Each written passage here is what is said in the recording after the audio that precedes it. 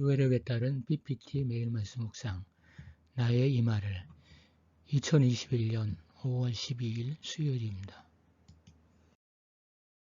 오늘의 말씀 신명기 11장 18에서 21절 마가복음 16장 19에서 20절입니다.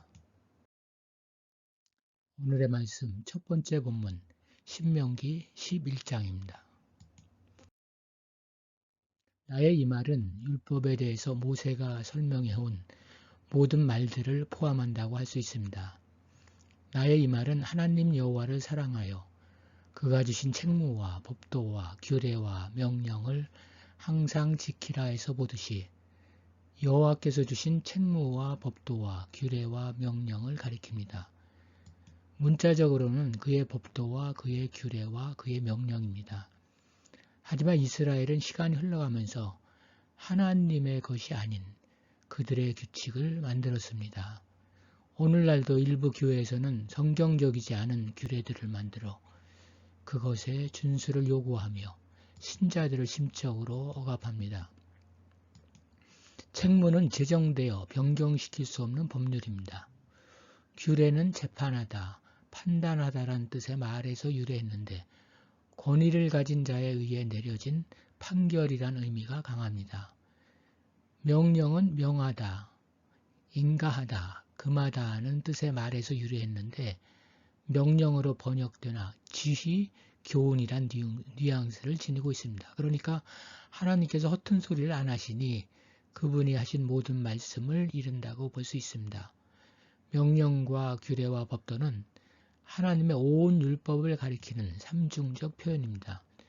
그러므로 이제 이스라엘이 할 일은 이 하나님의 말씀을 반드시 배우고 나누고 실천해야 하는 것입니다.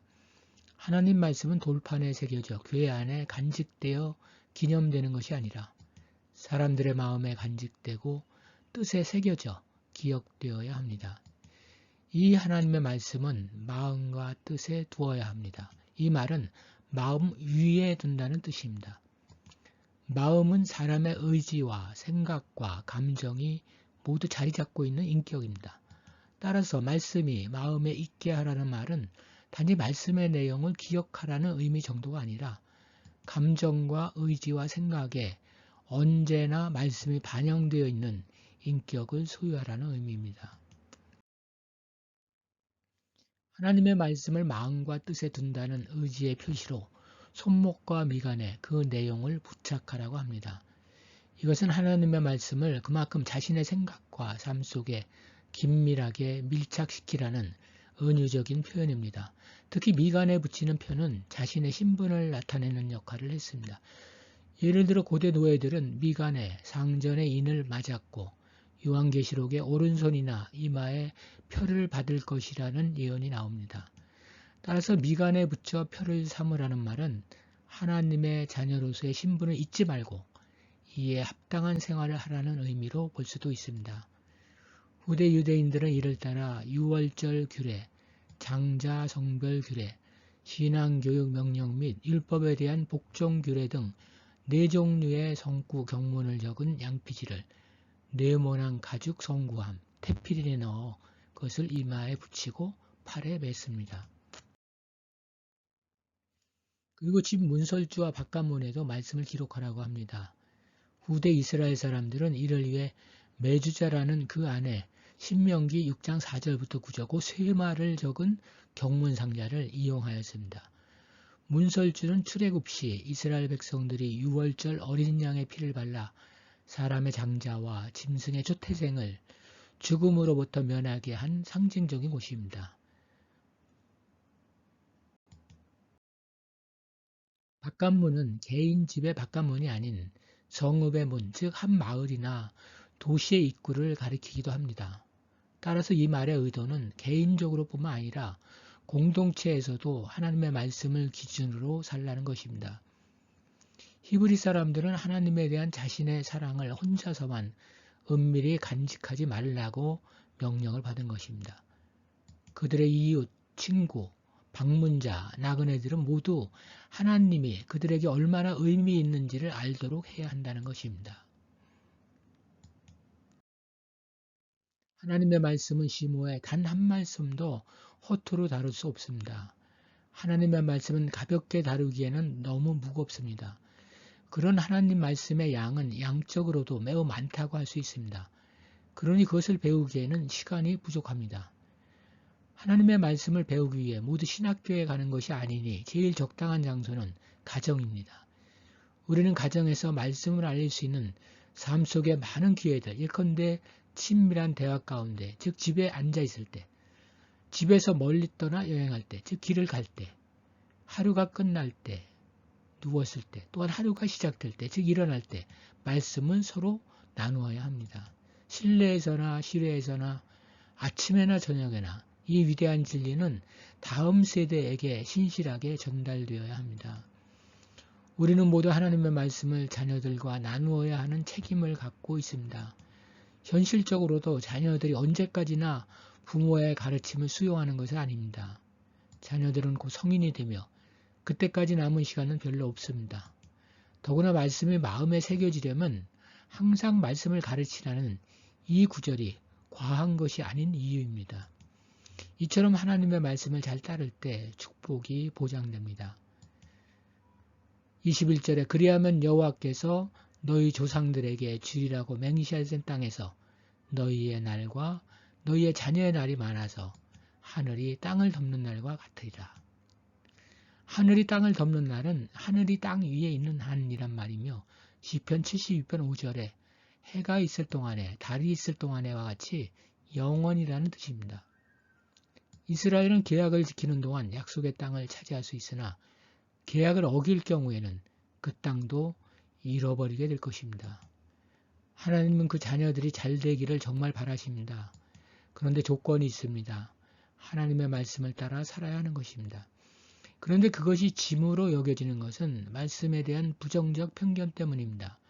하나님의 말씀이 마치 우리가 원하는 것을 금지하는 것으로 생각한다는 것입니다. 그러나 그렇지 않습니다. 하나님의 말씀은 오히려 우리에게 행복을 주는 내용입니다. 우리 인생에는 이스라엘에게 약속된 가나안 땅이 있듯이 마음과 영혼에 그리고 현실에서 우리를 위해 준비된 땅이 있습니다. 그것을 차지할 수 있는 방법은 말씀을 따르는 것입니다. 믿져야 본전이 아니라 믿지는 일이 없습니다. 오늘의 말씀 두 번째 본문 마가복음 16장입니다. 예수님의 구원 사역은 완성되었습니다. 예수님은 하나님의 우편에 있는 자신의 자리와 역할을 되찾으셨습니다. 그분은 하나님 우편에 앉으셨습니다. 그곳에서 그분은 하늘과 땅을 다스리는 권세를 가지십니다. 그동안 뒤에 남겨진 사람들은 온 천하에 복음을 전했으며 주님이 그 일에 함께 하셨습니다. 이 땅에서 예수님의 사역은 끝났지만 제자들의 사역은 이제 막 시작하고 있습니다. 이 의심 많고 완고한 제자들은 나가 두루 전파하는 능력 있는 전도자들로 변했습니다. 부활하신 주님은 믿음이 없는 교회가 다른 사람들에게 복음을 전하기 전에 자신의 집을 먼저 바로잡기를 기다리시지 않습니다. 그 명령에 순종함으로써 믿음이 없는 제자들은 믿는 자들이 되는 것입니다. 왜냐하면 믿는 사람들은 나가서 곳곳에서 복음을 전파하는 사람들이기 때문입니다. 순종의 행위 속에서 신앙이 생겨나는 것이며 선교 사역 가운데서 신앙이 확증되는 것입니다. 그러나 주의 힘주시는 능력이 없었으면 그들의 전파는 아무런 효력을 발휘하지 못했을 것입니다.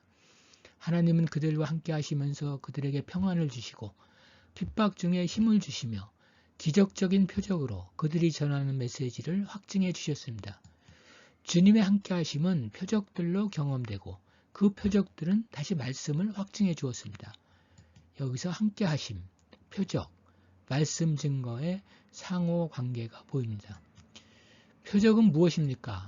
그것을 문자적으로 받아들이면 종교적 열광주의에 빠질 수 있습니다.